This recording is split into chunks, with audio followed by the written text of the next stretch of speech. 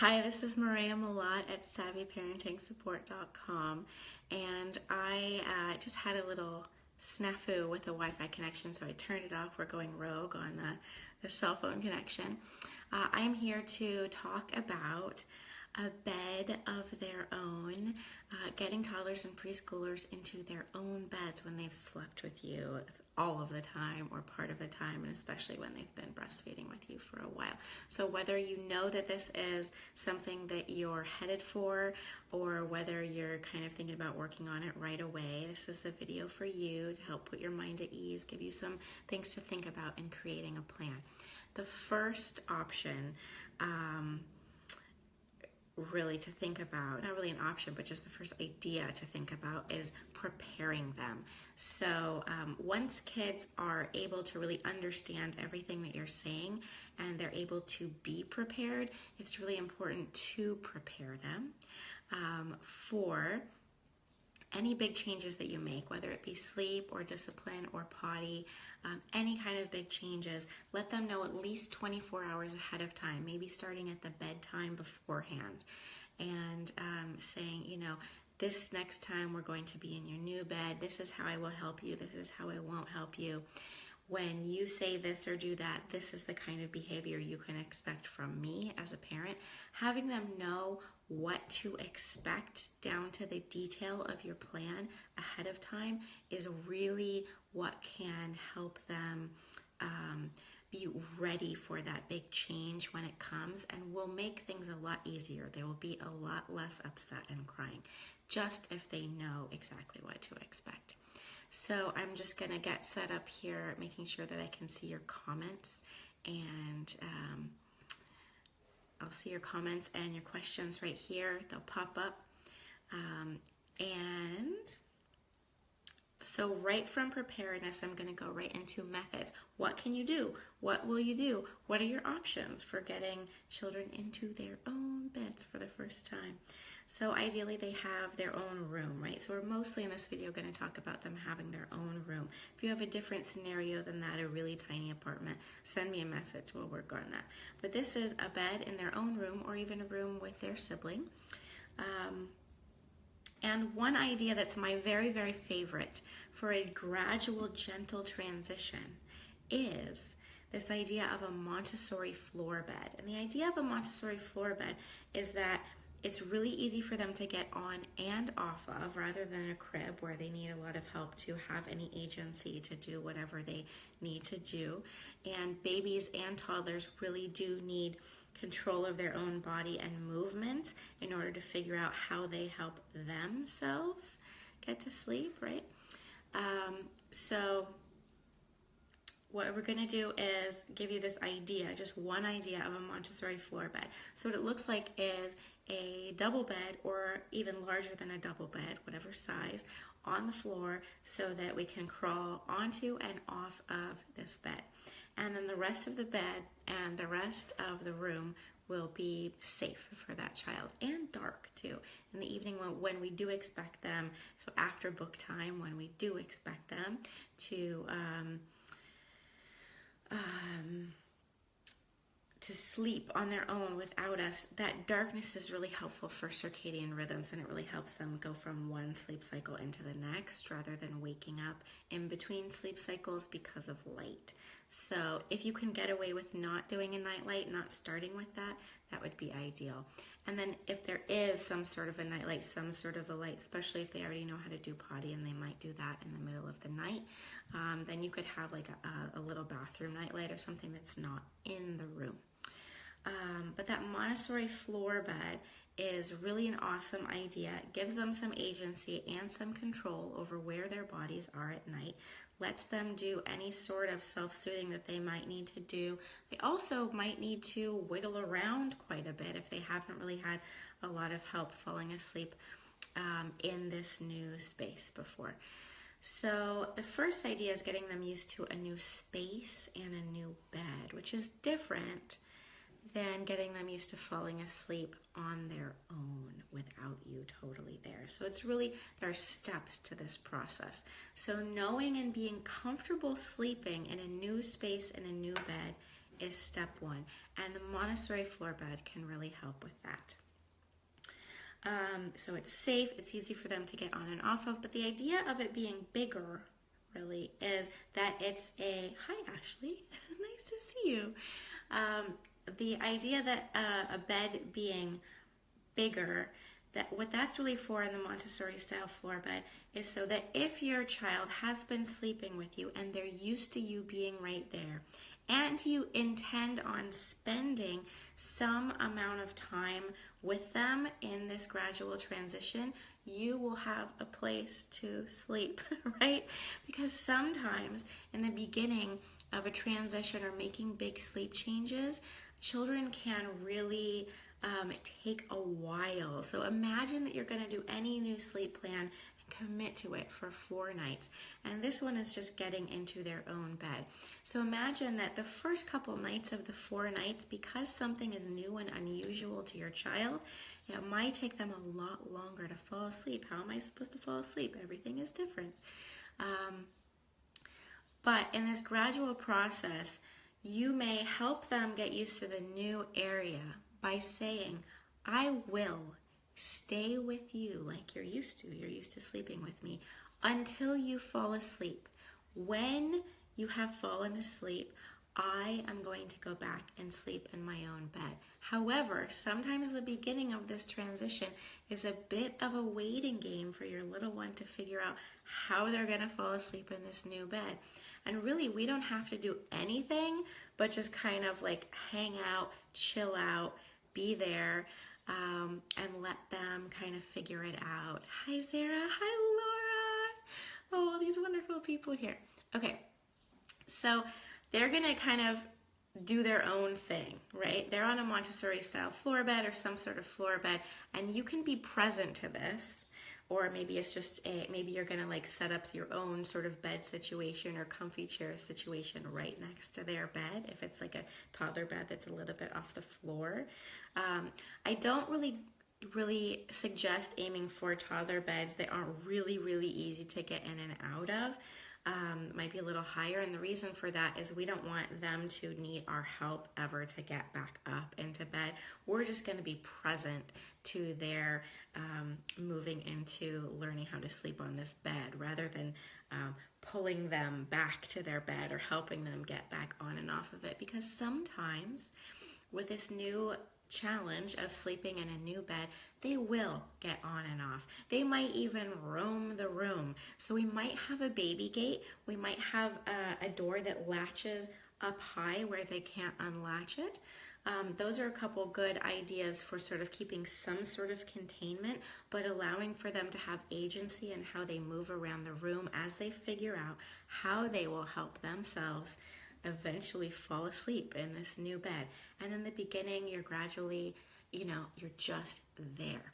And sometimes when you're there, if it takes the first night an hour and a half or 2 hours for them to figure out, oh, this is something totally new, I don't know what to do, I don't know how to fall asleep, and they've got to figure out how they're going to do that, right? Because we're not going to create any new sleep associations like, oh, I'll sit in your bed and rock you to sleep and then put you in your bed. They've got to figure it out, and we can just be present to them. But sometimes when we're present to them and we're exhausted parents, we might fall asleep. So if we fall asleep, at least we're there on their bed with them. So that's one gradual transition for children who have bed shared all or part of the night for a long time, is they need your presence to get used to this new bed, this new area, right? So that would be one suggestion, is the Montessori floor bed, safe room, baby gate, or a high latch that they can't unlatch on a door, so it's a safe area, and they can get on and off and on and off, and your job will be just to model sleep. It's sleepy time, it's dark, I'm here, you do your thing, you figure it out, right? So that's Montessori floor bed. Definitely want to talk about other kinds of methods that people do. One method that you'll see in a lot of books and a lot of websites is the sort of chair extinction method, which can be helpful for some families. It's basically where the chair is right there right as next to them as you can get, and you just keep saying, go to sleep. For me, that is a challenging one because we're not really able to model sleep. It sort of looks like we're there and we're supposed to be doing something. So that's one of the reasons why that moving the chair away is not my favorite method. And then you kind of gradually each night move the chair a little bit further away so that they get used to you being further away from them. So that definitely can work for some families, but I notice that when families use that method, they will often have a really good success until they reach the doorway or wherever the child can't see them as well. And then there's a whole lot of anxiety in the child. When are you going to disappear? Have you just disappeared? And now what do I do? So I want to present to you with an alternative that I use with my families that I think will be really effective if you go for it. Oh, I see a question here. I'm just going to finish this thought and then I'll get your question, Zara. So the method I want to give you is patience building, and it's something that's not only nighttime, right? It's something for kids who are lovingly attached to us and who love our presence and maybe need to learn a little bit more independence, and we don't just suddenly throw independence on our children at night, right? If we can think about it more as a daytime full week process, we can work on patience building, which means that your child is asked in small and then larger increments to do their own thing. And you can start it with playing and use the same language during the day that you might use then later at night. So you'll be gone for 30 seconds and you say, I need you to stay right here and play right here. I will be right back. And you say exactly what you're going to do, something that's not fun, like I'm going to load the dishwasher, and I need you to stay right here. And no matter how many times they might try and get you, the same thing will happen at night where you bring them back. And you'll bring them back and say, no, I need you to stay right here. I will be right back.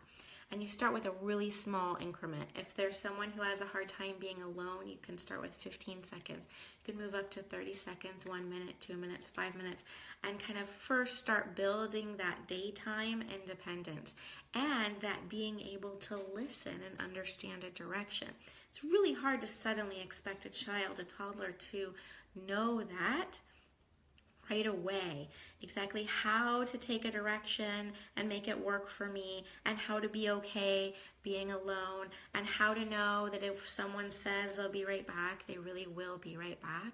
So we start with these small increments, we build them larger during the day, we build their patience, their ability to trust us, which means that we have to be consistent. And once we say it's 30 seconds, we have to come back in 30 seconds. If we say it's 1 minute, we really need to make that a minute, just so that we can hold ourselves accountable to being trustworthy to them.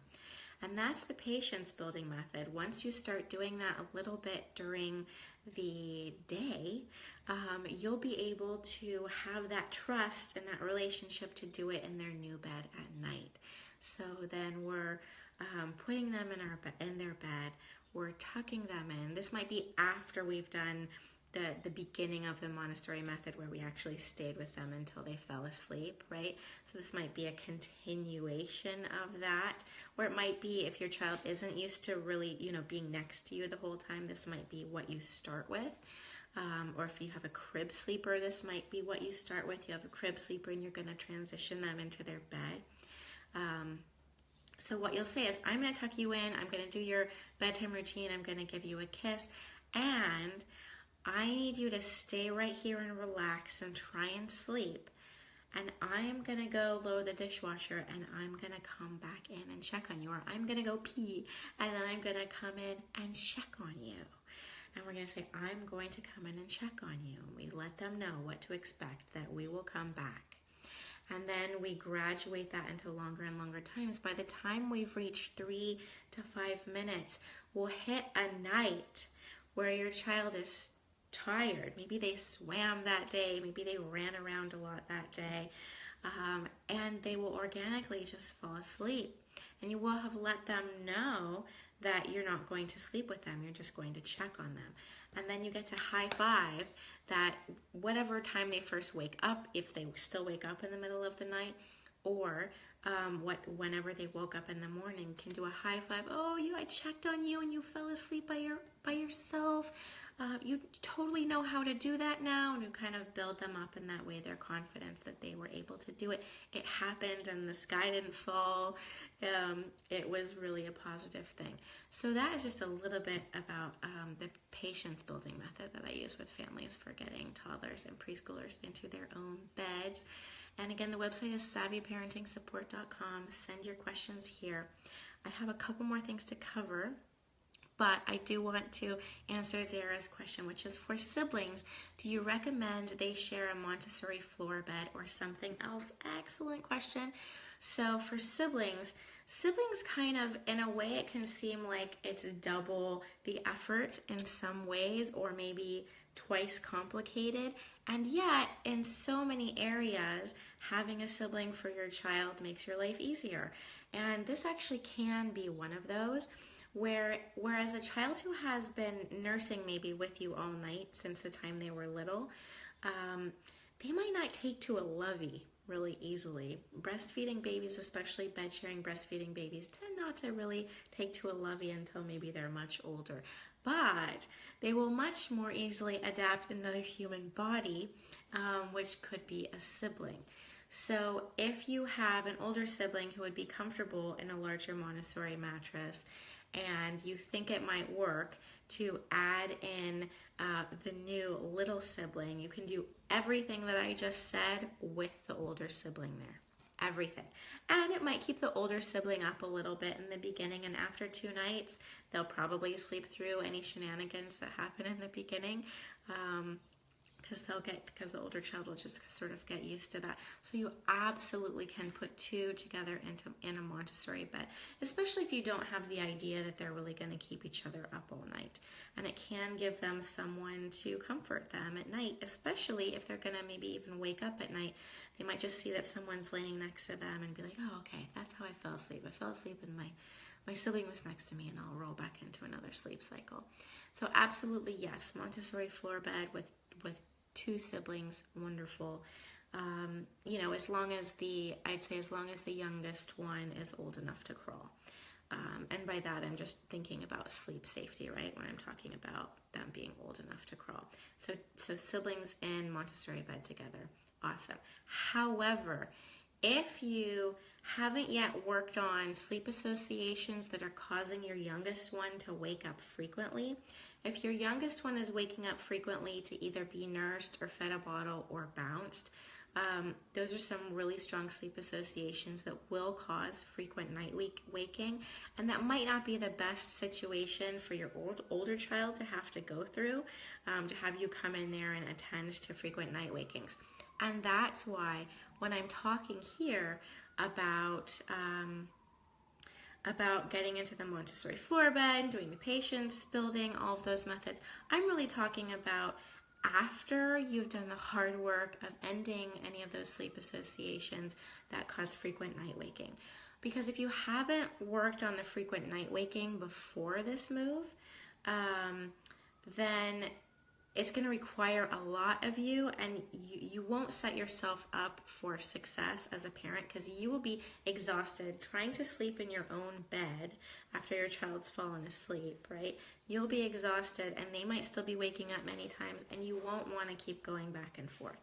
So you can do, if you want to work with me or any other way that you want to unlearn those sleep associations that are causing frequent night waking, if you want to gently do that before you move into the new bed, that can be really helpful. A couple more things, but I'm seeing another question. Hi Dana, hi Megan, hi Allison.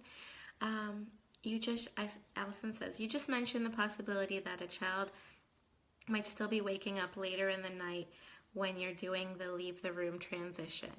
In an earlier video, you mentioned that cortisol levels go way up if a parent isn't there during a wake up.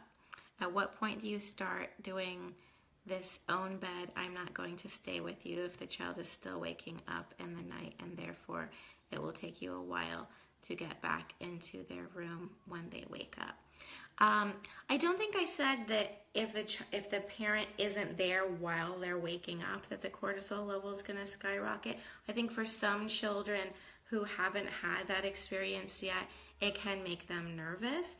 I definitely do believe and feel very scientifically informed that if a child is left for a period of time to cry on their own without a parent there, that their cortisol level could skyrocket.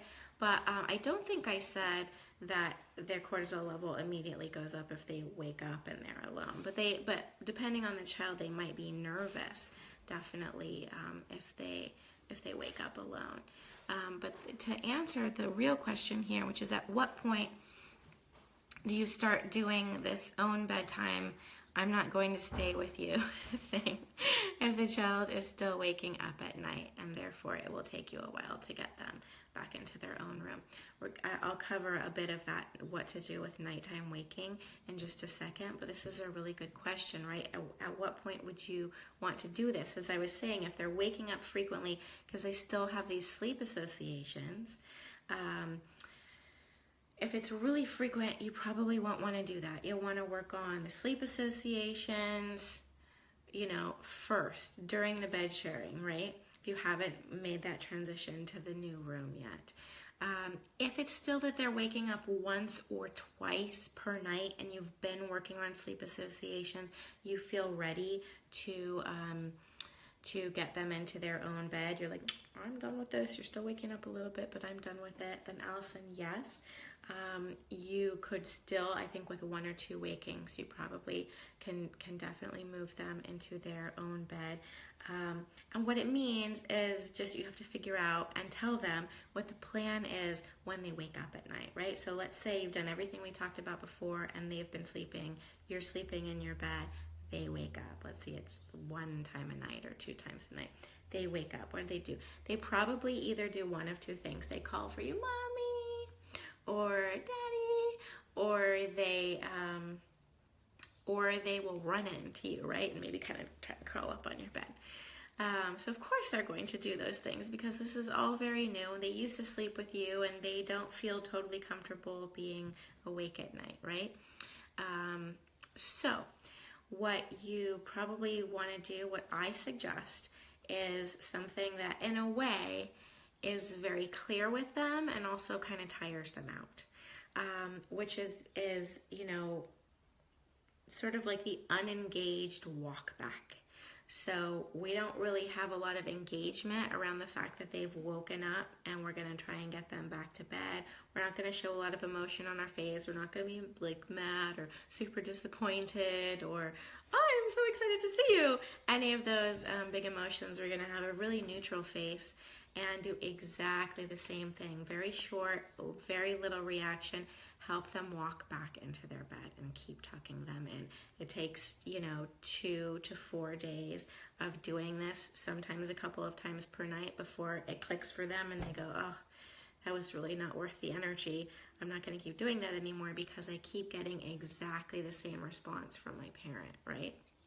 So when they keep getting exactly the same response, and basically anything gentle discipline at all, anytime you're setting boundaries and trying to keep consistent with them, you have the same consistent response to the behavior that's unsavory to you, and they will give up on that behavior, right? They just need to know that you're very serious. They need to know what's expected instead.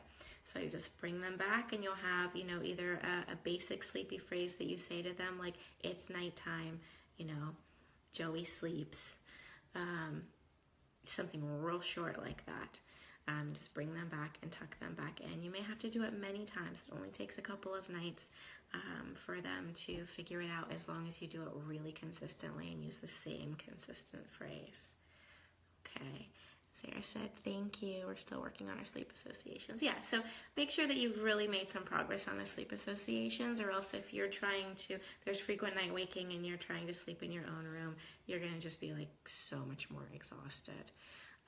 Allison said, assuming sleep associations have already been worked on, but night wakings are still happening. Okay, yeah. So as you work on all the sleep associations, if you work on it really consistently, the night wakings will dwindle. But because young children really don't sleep through the night, right? We all have short sleep cycles. And sometimes we roll back into the sleep cycles. And for little ones, sometimes they don't roll back into them. Sometimes they will, sometimes they won't. As they're still working on ending those sleep associations, or if it's been recently that they've ended those sleep associations, they still might be waking up once or twice a night. Let me know, Allison, if you if it's still the same amount of night waking, even though you've ended the sleep associations. There might be something wonky there, but if it's one or two, it could just be an adjustment and growing into this new way of being. And in that case, definitely, yes, you can move to the new bed. I'd say make sure it's been at least 2 weeks that you've been, that those sleep associations have gone away, so that we're not doing kind of too much at once. I hope I answered that question. So we talked about patience building. We talked about the unengaged walk back, and walking back again. Decreased, but still more than 1 to 2 weeks. So email me for sure. Moorea at SavvyParentingSupport.com. 3 to 4 weeks. Oh, email me, because we can probably find something that's not quite on point about the sleep associations there that might help you get a little bit further toward your goal a little bit more quickly. Okay. The last thing I want to say is that you've got to make sure the bedtime routine is there, and that it's there in a really clear and consistent way. So a lot of what happens about whether babies wake or toddlers wake up or don't wake up has a lot to do with just that first thing that happened at the bedtime, right? So whatever happened at bedtime is often going to be what I need when I wake up. So if I wake up in my new room and I'm kind of scared, it's going to be more scary if someone was doing all these things for me when I fell asleep, and those are not being done anymore, and just nothing is happening and I'm by myself. So really being consistent with the bedtime routine so that it's short and consistent, and the whole bedtime is shorter, and so this transition is not as big a deal because we know what to expect. But also just so that we're doing less for them as part of the bedtime routine can make it so that they wake up less frequently, sometimes don't need us if they wake up, and also so that this bedtime routine as a bedtime in the new place, the new room, will be easier. So for me, I really believe that short and consistent is good, and with no variables. I know it sounds crazy, but I really believe in a bedtime routine with no variables. So all of the needs are met, like the potty and the teeth brushing and the drink of water and the maybe before bed snack. All those needs get met sort of before the real bedtime routine starts, so we know that all the needs are met. And then there are no variables to the bedtime routine, so that the bedtime routine can be extremely predictable. And for us in our family, our bedtime routine has just really been a godsend. We have these kids who just go to bed like this. And that's because we do one book and one song and a kiss. Good night. That's our bedtime routine. All the needs are met beforehand. And then that bedtime routine is really, really predictable. One book, one song, right? The child can choose the book earlier. If the child doesn't choose the book, I choose the book. And the song, I always decide on the song. I sometimes take requests, but I usually just choose the song and sing it. And it's no like 2 songs, 2 more books. Can I have a glass of water? The glass of water is already there. It's already been sipped on before we start the book. And that's sort of the last thing I want to say, is that bedtime routine for a toddler, for a preschooler, is a really important part of this having safety in a new bed especially if we're going to wake up in that bed. So the bedtime routine requires, just that book and that song and that kiss, but not like a whole lot of padding or anything like that, because those are all things that are associations that we would need to have happen again in order to fall back asleep if we wake up at night. So that's what there is, and I'll put a link to a package I have a special coaching package specifically for getting kids into their own bed if you want a little bit more hand-holding with this, and a plan written down for you and all of that. So I'll post a link to that here in just a second. Thank you so much for joining me, everybody, and I hope that I see you on the next video series. I'm going to do a 3-part series on naps this next week. I'm super excited about it. So have a great day today, everybody.